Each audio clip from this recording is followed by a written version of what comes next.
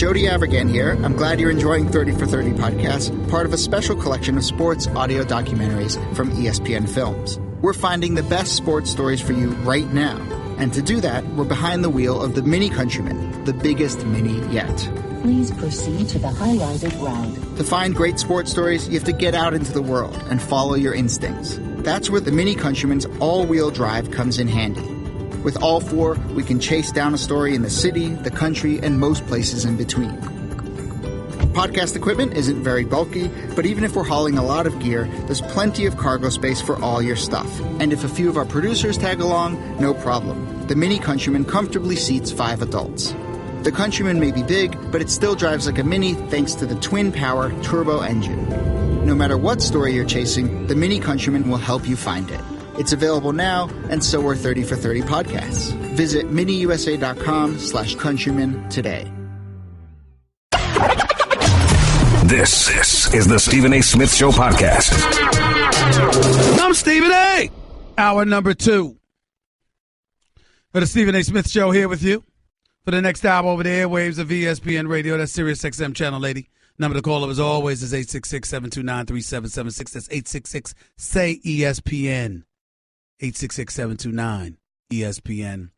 I've said what I had to say in the matter because I'm not trying to come across as somebody that's remotely trying to be disrespectful towards Eric Reid of the San Francisco 49ers. I respect the man.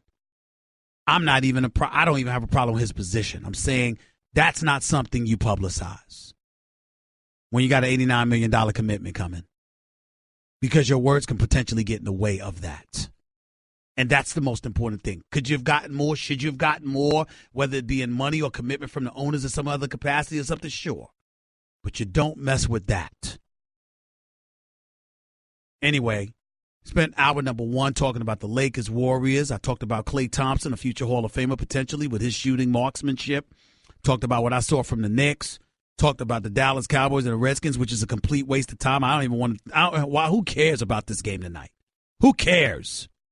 Redskins will probably win because the game is meaningless. They only lose when it matters. When it doesn't matter, the Redskins will find a way to win. They mess up when there's everything to lose. So you got that going on. And the Dallas Cowboys outscored 92-22 in 3 games since Ezekiel Elliott's been out.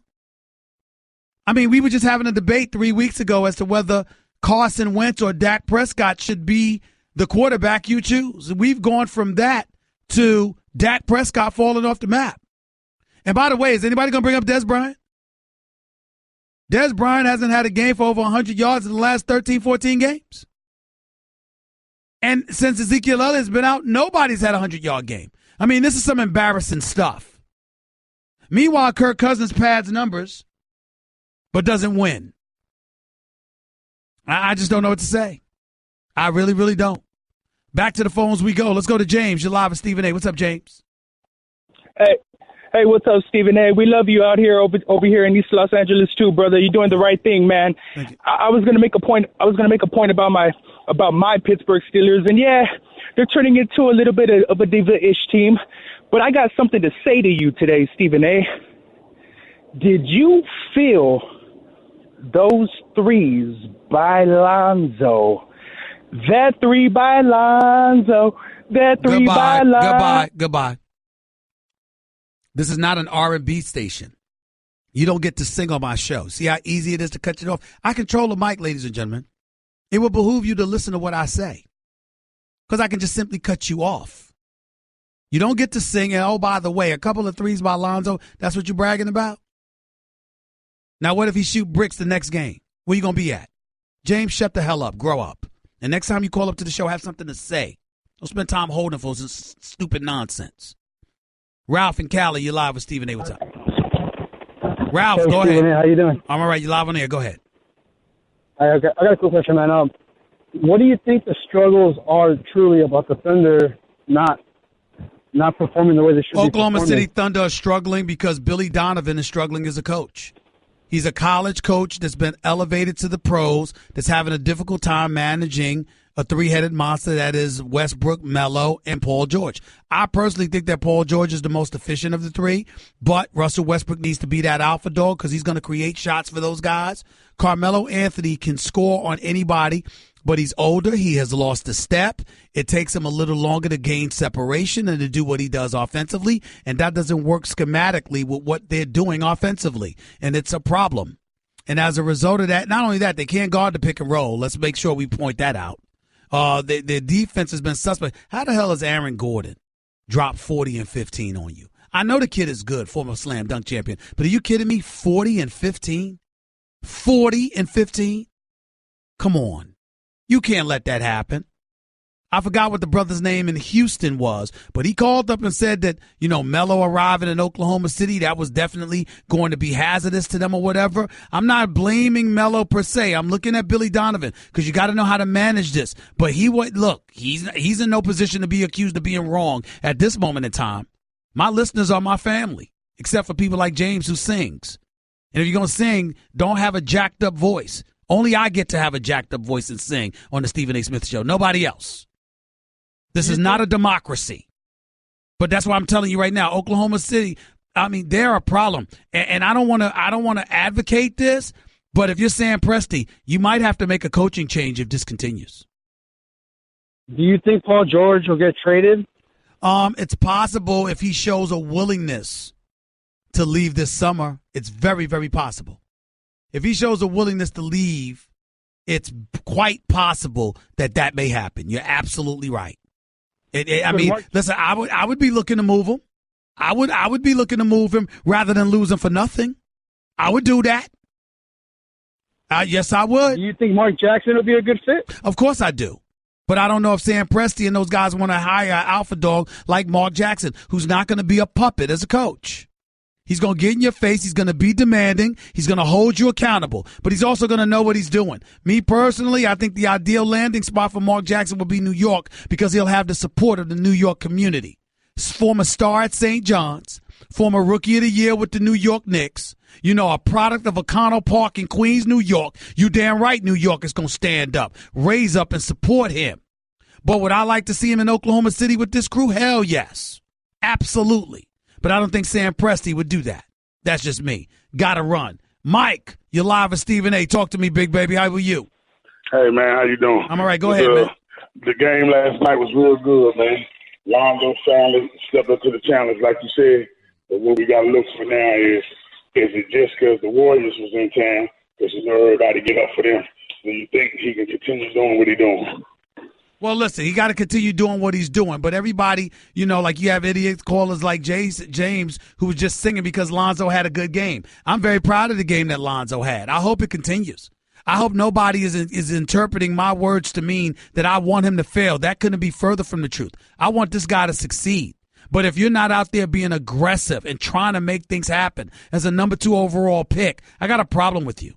I really do. And, oh, by the way, while I got you on the line, Mike, let me make sure I say this.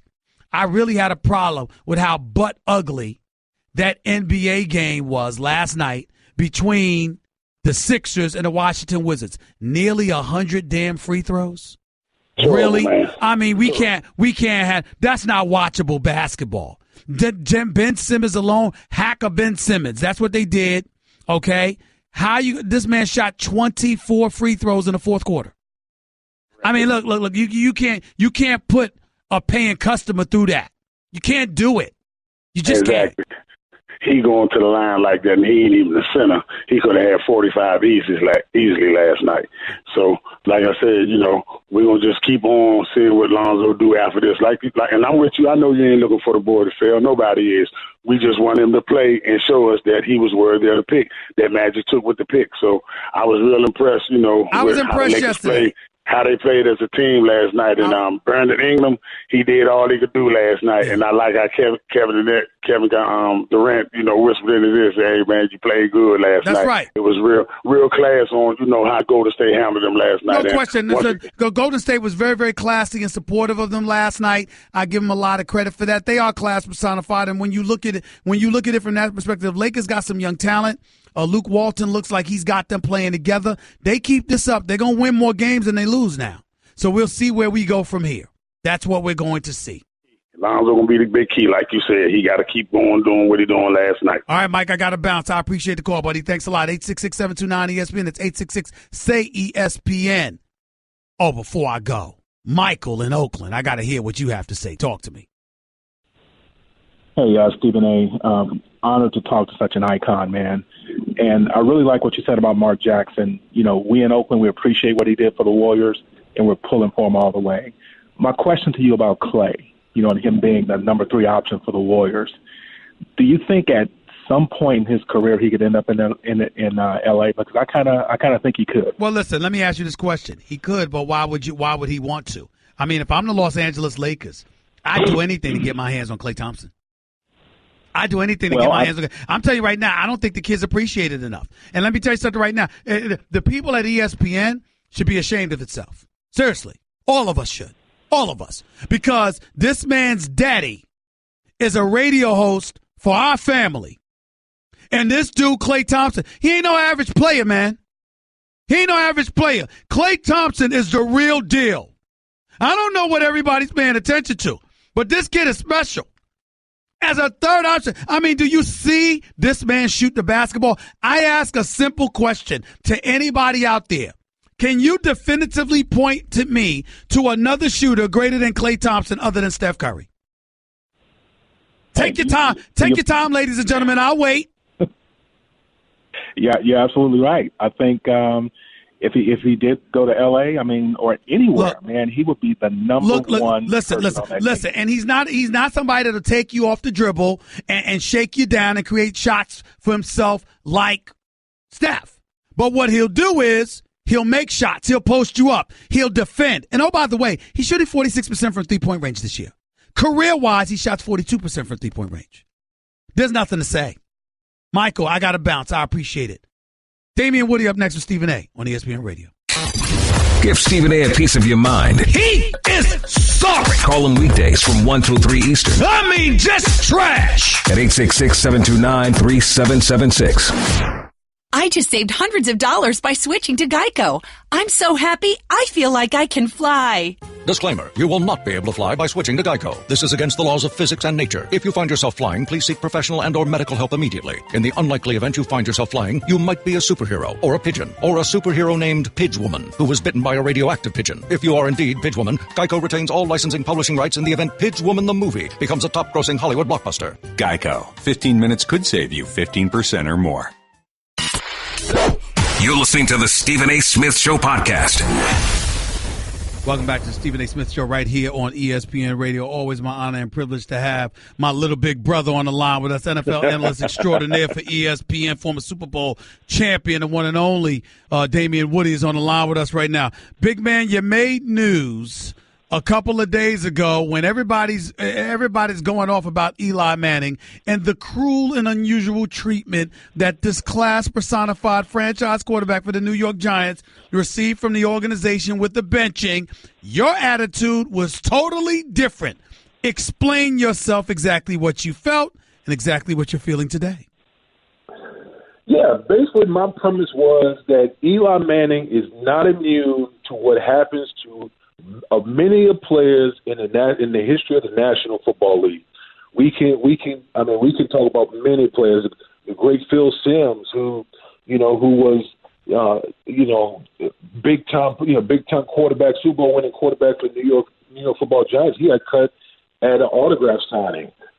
These type of things happen.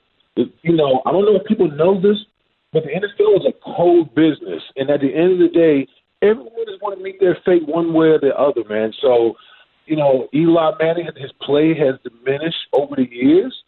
I understand people have an issue with Geno Smith, but ownership signed off on this. And I think people aren't really talking about that. Ownership signed off on this whole thing.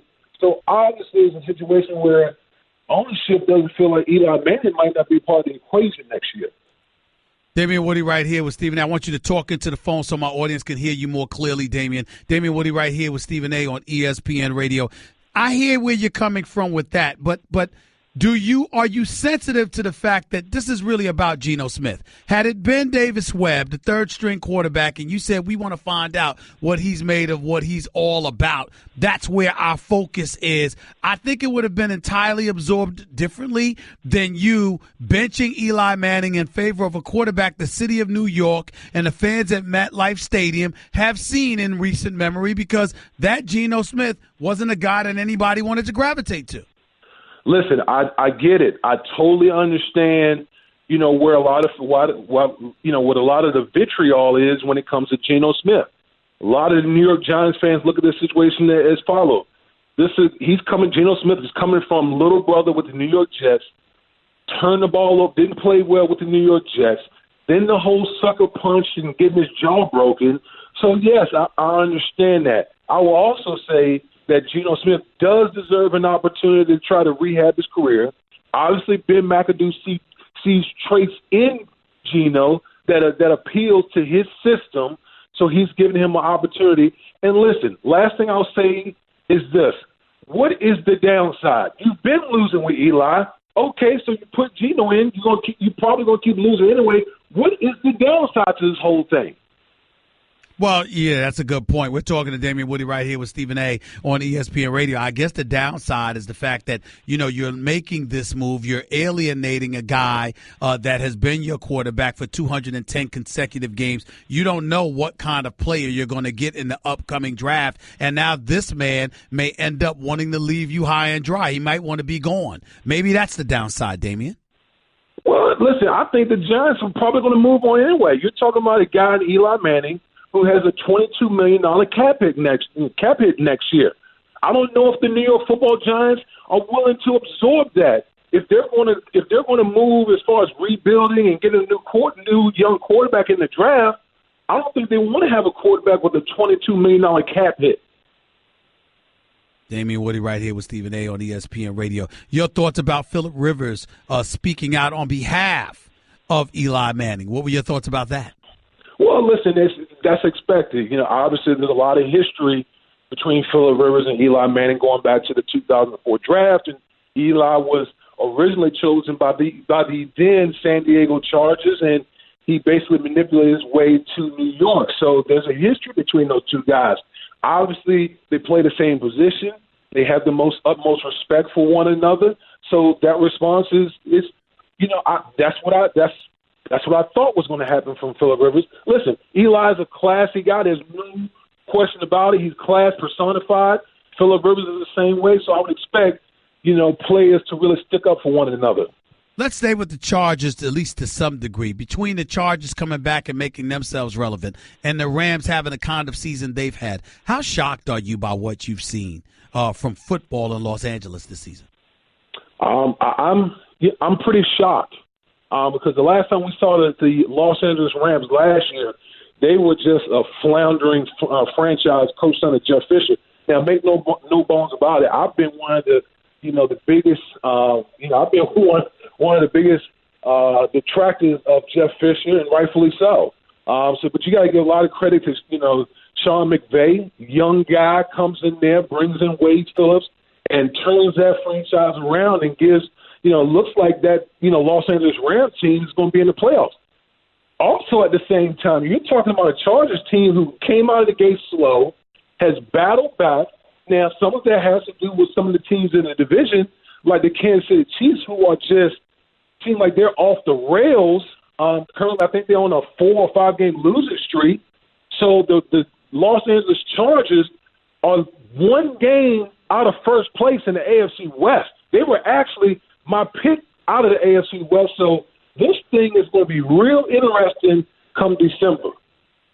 It's interesting that you bring that up, because I just don't know. When I look at both conferences, I look at the Rams and I say to myself, excuse me, Minnesota and Philadelphia are clearly better. That's how I view it. I look at the Chargers, I'm thinking Pittsburgh, New England, clearly better. Where do you see them in the grand scheme of things, looking at both of these franchises in terms of the potential kind of noise they can make in this postseason?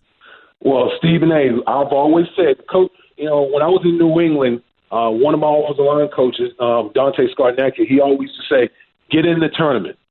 Get in the tournament, because once you get in the tournament, all bets are off. Doesn't matter what your regular season record was. When you get in, it's one game elimination, and all you have to do is be hot on the right day. So if you got these Los Angeles teams getting into the playoffs, it's anybody's game. Forget what these teams have done in the regular season. You just have to play better than the other team that day. Damian Woody right here with Stephen A. on ESPN Radio. Just a couple of more topics before I let you get on out of here. We got Thursday Night Football. I've never been a fan of it. I can't stand it. I think NFL football should be played on Sundays and Monday night only. That's where I'm at. College football is reserved for Saturday. Prep football should be reserved for Fridays, and that should be that. That's my position, Damian Woody. However, there is a Thursday night game coming on, and I'm against this game for a different reason. I don't understand the relevancy of the Dallas Cowboys and the Washington Redskins at this particular moment in time. It was on the schedule, so obviously you got to play it. I just wish some kind of flex schedule kicked in where they could give us something other than these two teams. What are your thoughts about this? What's happened to these two teams this year? Well, actually, both of these teams sitting at 5 and 6. It's when you look at it, it should be a good game from the simple standpoint of whoever loses this game, they might not be mathematically eliminated, but for all intents and purposes, they will be eliminated. So you would think that you're looking at two desperate teams in the Washington Redskins and the Dallas Cowboys. And with the Dallas Cowboys, they've only scored 22 points in the last 3 games. Jason Garrett is on the hot seat.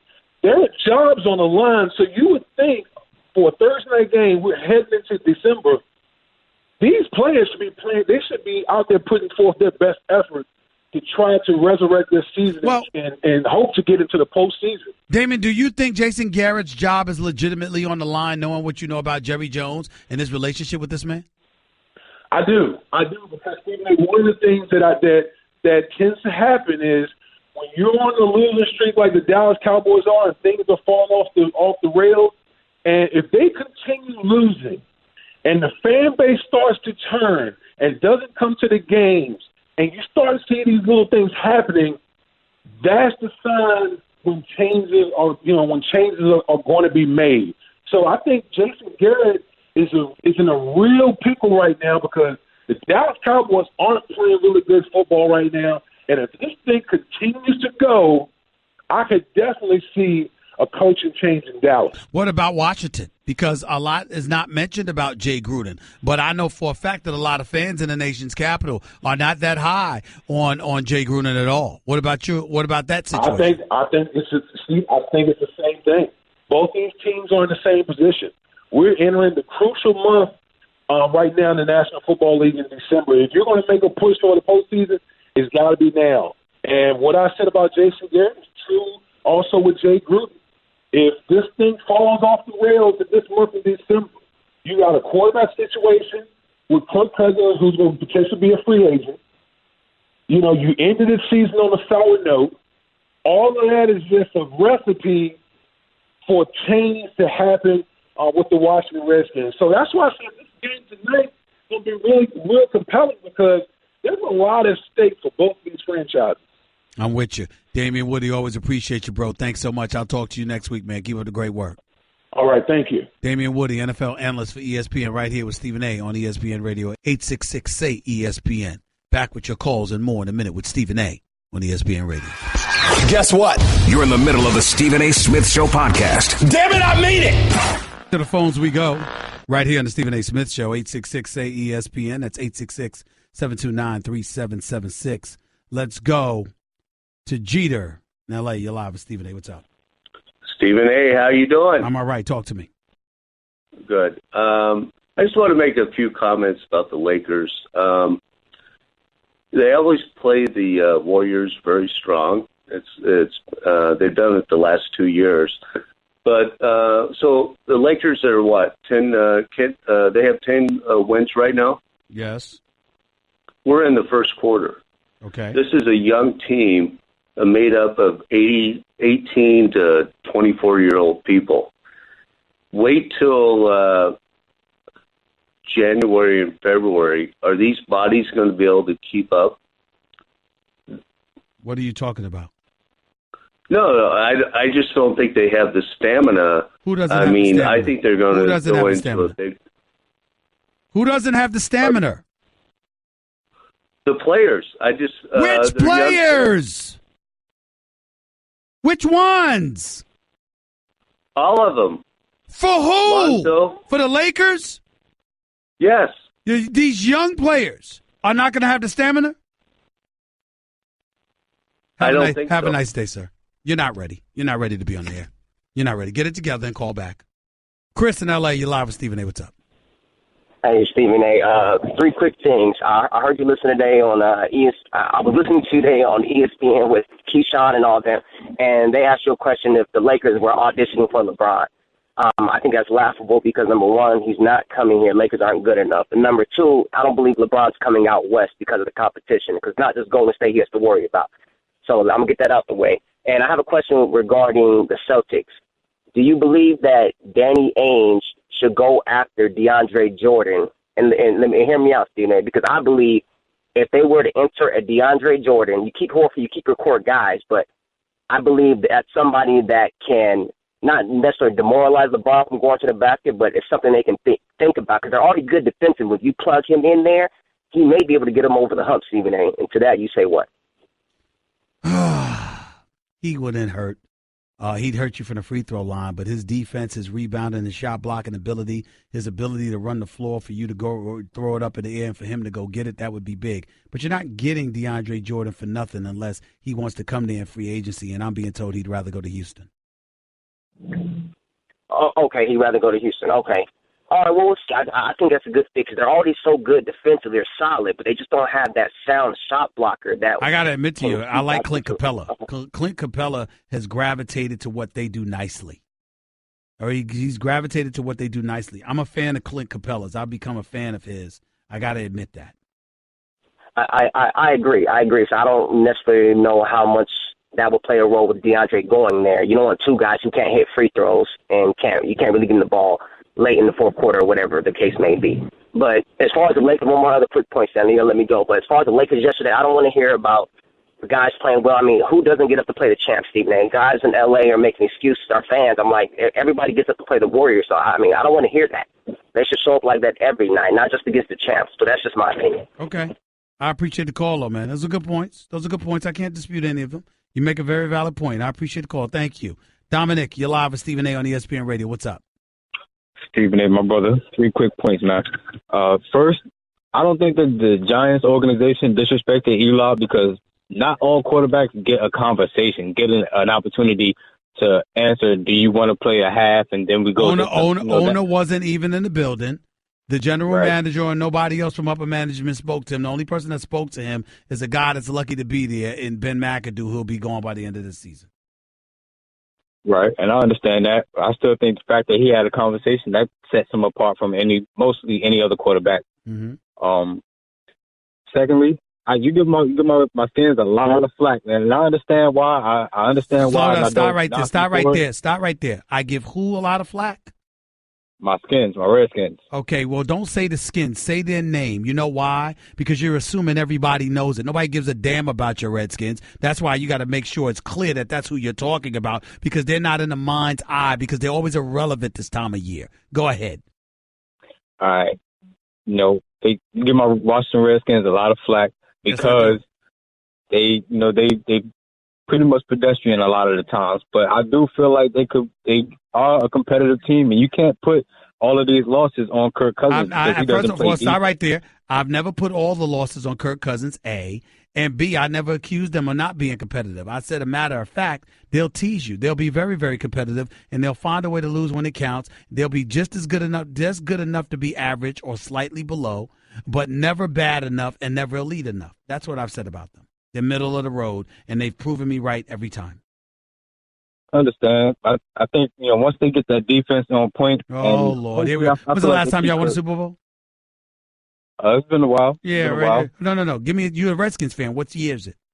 Don't give me 92. That wild stuff. 92. There we go. 92. So stop it. How many years ago was that? How about 25 years ago? Yeah. All right. My age. Oh, it's been a while. It's been a while. You know good and damn well it's more than a while. Have a nice day, Dominic. Take care of yourself. 866-729-ESPN. Your calls to close out the show in a minute. You're listening live to Stephen A. on ESPN Radio. Give Stephen A. piece of your mind. He is sorry. Call him weekdays from 1 till 3 Eastern. I mean, just trash. At 866-729-3776. Guess what? You're in the middle of the Stephen A. Smith Show podcast. Damn it, I mean it. The phones we go before we get on out of here. The Stephen A. Smith Show, ESPN Radio. Make your points quick and concise. Do it or I will do it for you. Tim in Albany, you're live with Stephen A. What's up? Hey, Stephen A., big fan. Thanks for taking my call. Thank you. I just wanted to touch on the NFL and the issue with Colin Kaepernick and some of the other football players. And with the NFL coming to an agreement to give $87 million over the next 6 or 7 years to the causes of the players that are kneeling, what else could be done to help the players and the owners get on the same page? Well, so me personally, to answer that question, that's the easiest question I've ever been asked about the subject. I think these billionaire owners, obviously money talks and everything else walks, right, Andy? Right, Tim? Here's the reality, okay? The owners are billionaires. You think folks on Capitol Hill wouldn't listen to them? Campaign donations, contributions, things of that nature? You think that these owners can ingratiate themselves with players? And I'm saying on behalf of the players with legislators. So the legislators will listen to the players and address some of their concerns. Okay. Yeah, it makes perfectly good sense. Now, yes. Do you know of any legislators that are currently listening I do not. Trying to tie up all these loose ends to help us get back to watching football? I do not. I have no idea. I have no idea what legislators are doing that. I'm clueless to that. But I appreciate the question. Thank you so much. Anthony, you're live with Stephen A. What's up, man? Hey, Stephen A., first-time caller, long-time listener. Thank you. Just calling about the regards with Carmelo Anthony, OKC. I know they mentioned it earlier before the season started about him coming off the bench. Wouldn't that bring a better balance to their team since their bench is so weak and they're losing games in the fourth quarter? Well, you could make that argument. I mean, it's worked for Cleveland with Dwayne Wade. The problem is Melo's a scoring machine. See, Dwayne Wade could go to the second unit, and he doesn't feel like it's a demotion or anything like that because he's running the show for the second unit. So his activity is there. In the case of Carmelo Anthony, you never know how that could backfire. That's the problem with all of that. Okay, the thing with Lonzo Ball, I just think a lot of it is confidence, has to do with his strength. I see him missing a lot of layups. Tons of layups. I just think that's confidence, that's strength, him going into the trees. Okay. Just scared to get Well, touched up. You know what? You brought up all of that, but as far as I'm concerned, the number one thing you got to bring up is Billy Donovan. You got to remember, I covered Larry Brown, one of the greatest coaches I've ever seen in my life. He had Allen Iverson and a bunch of no-names on the offensive side of the ball. They were Rough Riders who defended, and Eric Snows, George Lynch, Tyrone Hills, the Dikembe Mutombos, Theo Ratliff before that, Aaron McKees and others. They showed out because they all knew what their job description was, and they performed it admirably. You know what? Sometimes it's about the coaching, too. Let's not forget that. Appreciate the call, though. Thank you so much. Let's go to Kelvin. You're live with Stephen A. Talk to me. Yes, is Herm Edwards a good fit in their college football? Go ahead. How can I help you? Go ahead. Yes, is Herm Edwards a good fit for college football? I think he's a great fit. I think he can reach young minds. I think I've worked with him extensively, as you well know. He's phenomenal. He's a guy that gets it. He's a fatherly figure. He's a fatherly figure to me. The man is highly intelligent. He's reasonable. He's a communicator. I actually think Herm Edwards could potentially be better for college football than he is for pro football. Because college football, I'm telling you right now, Herm Edwards walks into your room, it walks into your home. You're a kid that's playing football. You're going to have a problem with your mama or daddy because they're going to want you to go play for him. All right, I agree with that. And keep up the good job. Thank you. Thank you. Let's go to Lawrence. You're live with Stephen A. What's up, Lawrence? Hey, Stephen A., just real quick. I think Dez is getting a raw deal. I know everybody's saying he's not a good route runner and stuff like that, but if you put him in the slant, he's great. And I know he's dropped some balls this year. But So he's dropped some balls this year. He hasn't had a 100-yard game in the last 13 games, and you're going to sit up there and say that he's getting a bad rap? Can I say one thing? He's Hurry getting up. like the Larry Fitzgerald syndrome where they were saying he's done, but when you got him a good quarterback, he started balling again. Nobody said Des Bryant is done. They said he hasn't been producing to the level that he used to. That's accurate. Okay, but also I hate to bring Romo into it, but when they did the fade routes in the end zone, what was it? 98% touchdowns. Okay. I mean, that was when Des Bryant was younger and faster. Stop it. Have a nice day. Lizzie in Westchester, you're live with Stephen A. Go ahead. What's up, Stephen A? Big fan, buddy. Thank you. Go ahead. Listen, I'm a big Giants fan, and I just got to ask you. No respect to Damon Woody, who you had on earlier.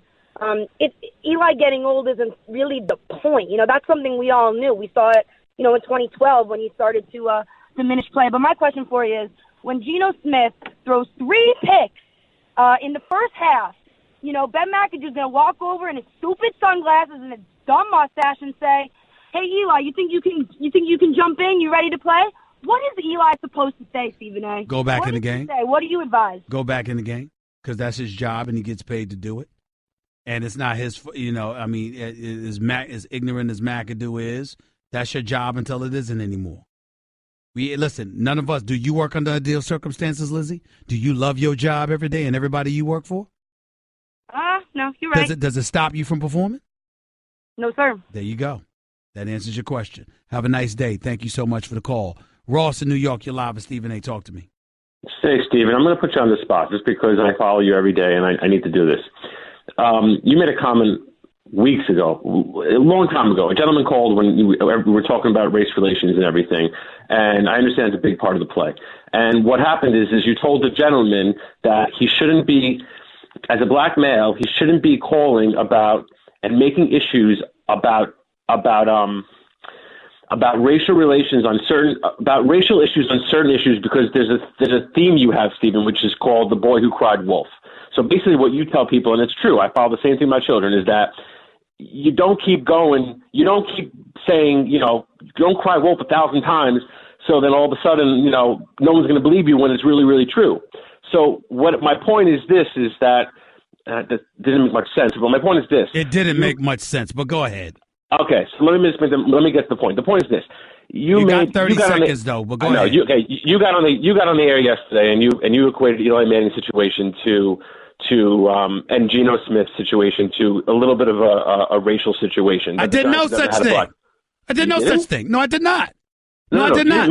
You didn't make a racial issue out of it, but you connected the two. No. What I said was the Giants have never started a black quarterback in the history of their franchise, and they're the last team in the NFL franchise to start a black quarterback. But guess what? This ain't the one we would have wanted. That's what I said. Yeah, but you're well respected, and that could be turned around and misconstrued. I don't give a damn. Hold on. I don't give a damn what could be turned around and misconstrued. I know what I said. If I said it and I know what I said and I speak fluent English, you can sit up there and twist anything. But I know what I said, and I'm in it. I mean, listen, it's no big deal. It has nothing to do with race. But if you want to start a black quarterback for the first time in franchise history, would I want it to be Geno Smith? Hell no. No disrespect to Geno Smith. But his record with the Jets speaks for itself. Talk to y'all in 22 hours. Peace and love. That's just a sample of what you'll hear on the Stephen A. Smith Show. Weekdays at 1 p.m. Eastern on Sirius XM Channel 80 and the ESPN app.